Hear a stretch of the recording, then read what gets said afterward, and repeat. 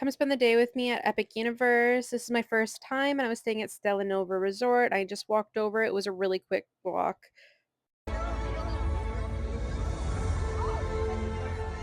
So we had early entry.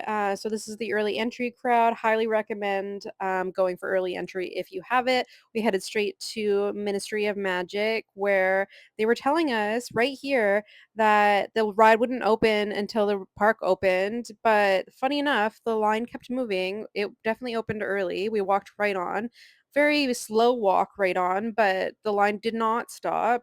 I kind of feel like the queue might be better than the actual ride. Like if I had waited 300 minutes or even like 100 minutes to ride the ride, I might have been a little bit let down. So, pre-warning. I'm pretty sure we got off the ride right around the same time that the park actually opened for regular guests. So everybody was rushing to come into Harry Potter and we were walking out of the land. It was awesome. The next land we went to was Dark Universe, and I feel like this is an underappreciated land. It was like really quiet every time we walked in there. Monsters Unchained was a walk on.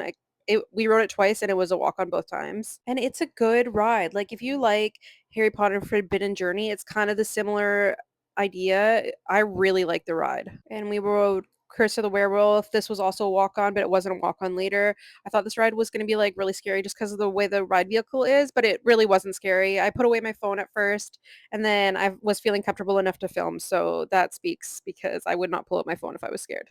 Then we went into Isle of Burke, and we didn't ride any rides. I felt like this land felt like the warmest, most, like, direct sunlight, but it is the best theming. I can't wait to go back with my kids. I think it's gonna be really awesome. There's lots of entertainment and just stuff going on.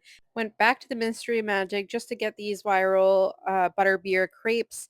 They were really sweet. I couldn't finish the whole plate, so, like, share them or it's too much.